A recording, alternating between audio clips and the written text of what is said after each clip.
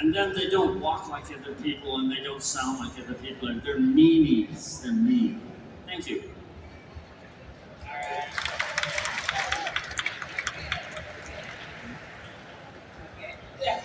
Hey Don, we love your work.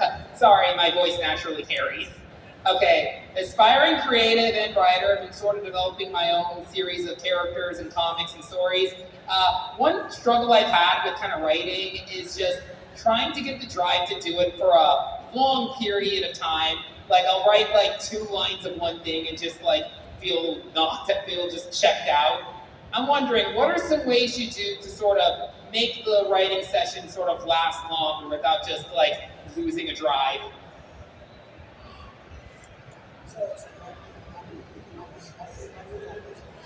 Okay, if you go back to Greek drama, they always have 3 things in the Greek drama, which establishes what theater is, whether it's a movie or stage. And the 3 things that are there is you have a really strong villain, you have a person who is the hero or heroine, and then you have the chorus. The chorus is usually the narrator or somebody that comes out and tells the audience what they should feel or what they should think. So those 2 things have to be there all the time. And we use those elements nowadays when we write. Who's your villain? Who's your hero? And who's your funny guy? You're welcome.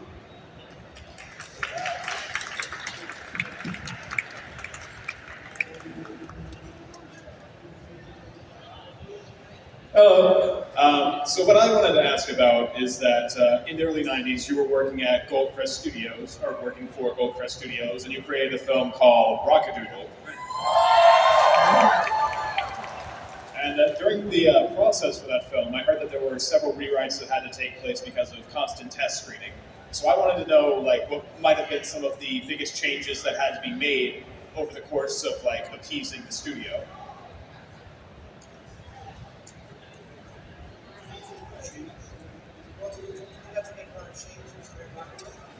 Well, Rockadoodle was actually an idea about, there's a rooster that when he crows, he brings the sun up. And all the animals know that the rooster has become an entertainer, gone away. The city doesn't crow anymore, so the sun doesn't come up, and they go after to find him and get him to sing again or crow so the sun will come up. So we decided at some point, and this was a big change, we were just doing a rooster story until someone said, why don't you make it Elvis Presley? And then it got fun. And actually, when you listen to the soundtrack, the chorus that backed up Glenn Campbell, that sang with Glenn Campbell, was the same group of guys that worked with Elvis. And so they were there in the room. Dumb old me, I didn't know to appreciate that at the time. But they were amazing. And Glenn Campbell played guitar like nobody's business, and his voice, he even went there and tried to sound like Elvis. So we started making the rooster look like Elvis, sound like Elvis, walk like Elvis, and the whole thing took on a great new look and it was something we just stumbled onto. That happens all the time. There's an old saying that you start off to make a movie, and then the movie tells you how to make it.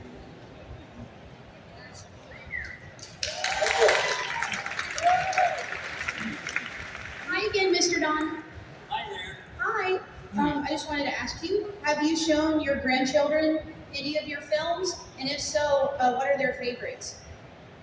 Well, they what grandchildren? I just assume, I guess. That's what happens when you assume. Thank you. I think that if there were grandchildren, they would like the same films I like. Very nice. Which is Secret and Nim is my favorite film. And then I think recently Anastasia became really fun to do. Because it's a story that tells something significant to you. For example, most of us are in rags for the younger part of our life. We have no money, we don't have great clothes, we don't even take care of ourselves, and if we bathe once a week, we're lucky. If we have a bed to lay down, we're lucky. So it's rags. But the whole story of life is rags to riches. And as you grow and mature, what will happen is you begin to trade in the rags for something wonderful. And that's the theme of Anastasia. Rags to riches. She doesn't even know who she is. But I think as you watch this unfold, if you're really, really good, you should see yourself in her.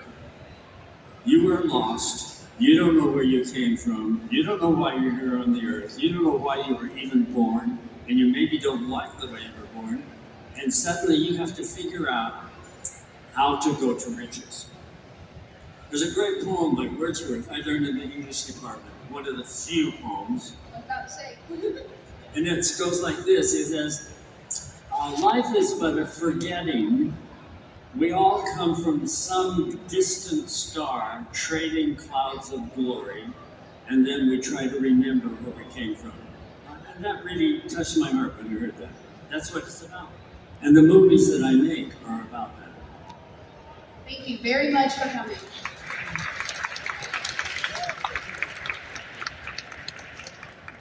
Hi there! So, as everyone here knows, you are involved in almost every part of your films, from the animation to the writing to the directing. And I wanted to know if you had any parts or were able to give any input into when Anastasia got made from a movie into a Broadway musical, because there were some changes that were made to the film, or to the script, when they adapted it onto the stage, along with a lot of new musical numbers. Well, the two writers, Lynn Ahrens and Stephen Larity, I think it is, the two writers are very, very, very gifted. And they hoped that if the movie was a success, they would be able to take that same movie, since the audience now knows about it, and create a musical version of it on stage. They can't have Bartok the Bat, that's animation. They can't have Rasputin, so they created and staged it for the film. For the stage. The stage is actually, version is gorgeous to look at. Absolutely gorgeous. If you haven't seen it, you should.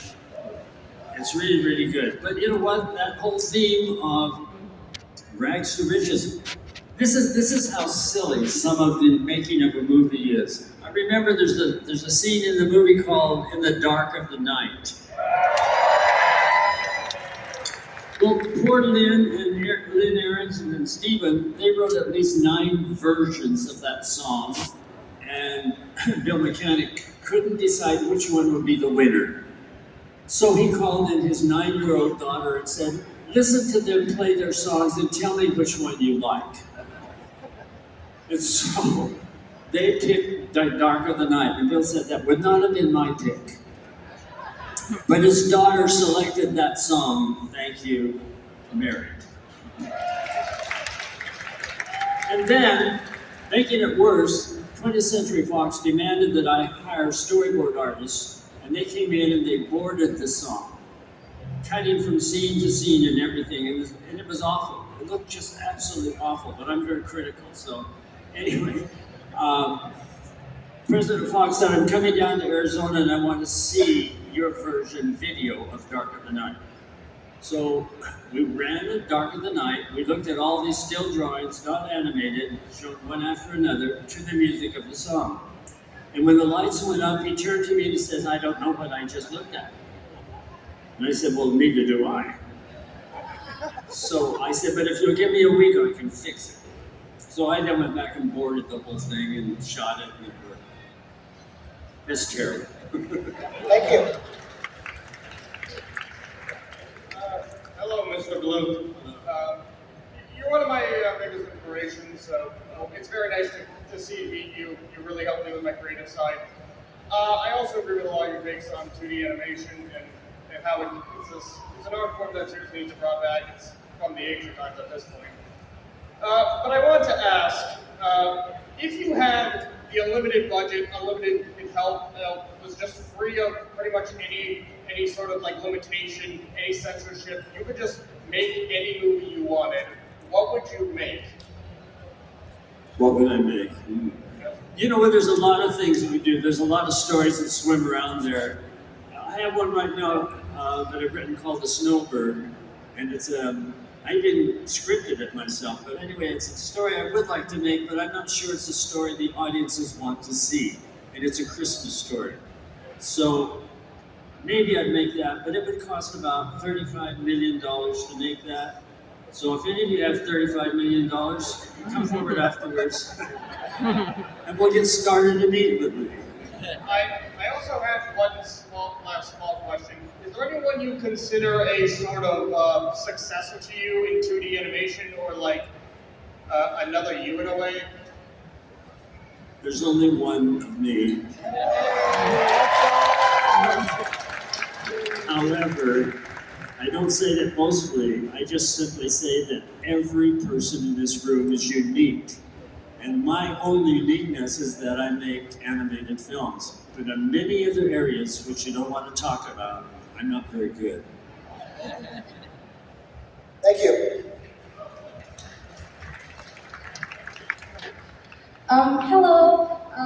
I grew up on your movies ever since I was a kid. I would rewatch Thumbelina so many times. I annoyed so many of my family members. I know that you don't have the rights to the characters, so you can't like make an art book or anything. But could you go into the process for the character designs of the characters in the movie? I watch people a lot. I watch how they walk. A lot of times I would go down to the beach, put out a towel, lay there, and watch people walk by. And you can tell the ones that are very arrogant, the ones that are proud, and the ones that have no confidence at all by the way they walk.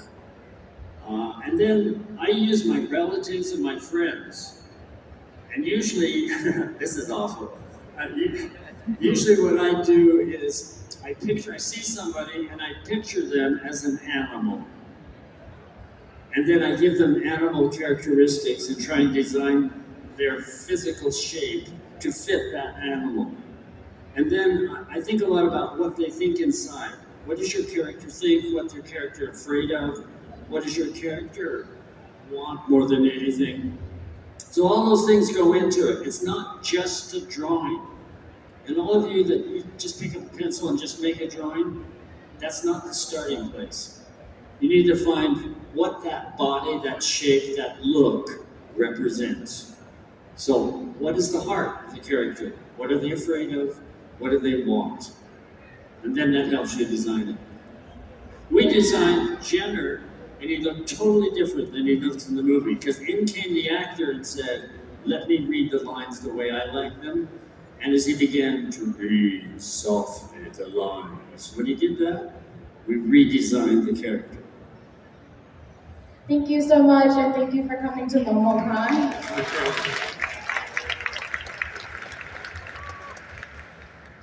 Hello, Mr. Bluth. Thank you for my childhood.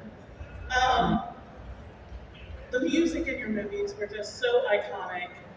What was your favorite one to animate to? The music is Yes. What would be your favorite song that you got to animate to? I would have to go back to The Secret of Nim again, and the fight sequence between Jenner and Justin. I just love doing that. It was really fun, and it happened during Thanksgiving holiday, so I was eating turkey and everything, sitting at my desk drawing the fight sequence. And actually, I didn't know how to fight, so I went to movies that I knew where there was fighting and cut together a bunch of live-action movies of two characters fighting and used that to make the two animals fight. It's just fun. It's exploring, is what it is. Thank you.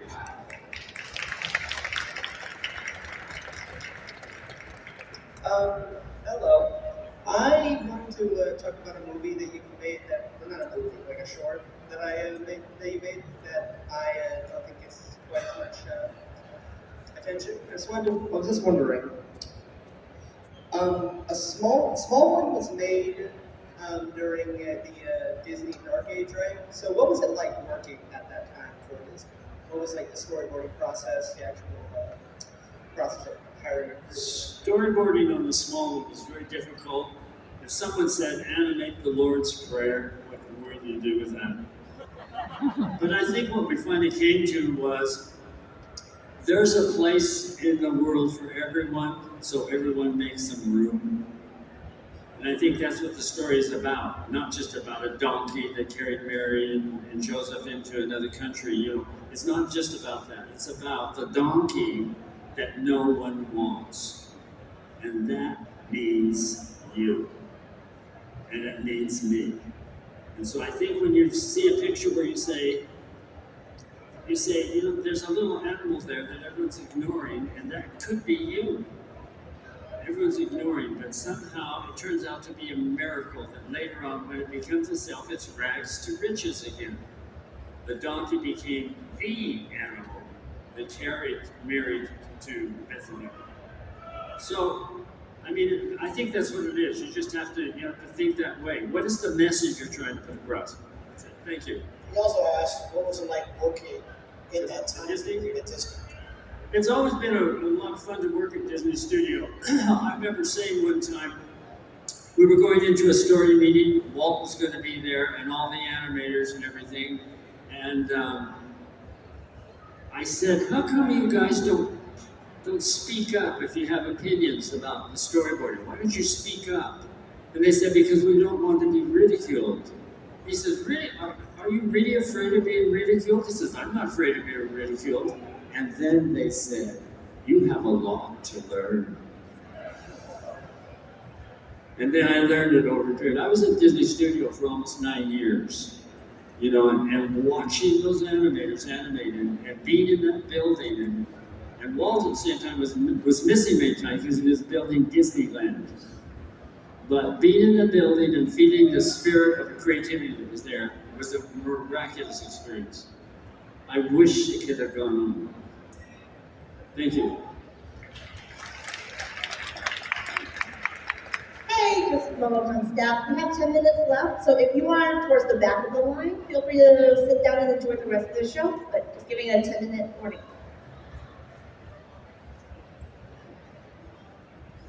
Hello.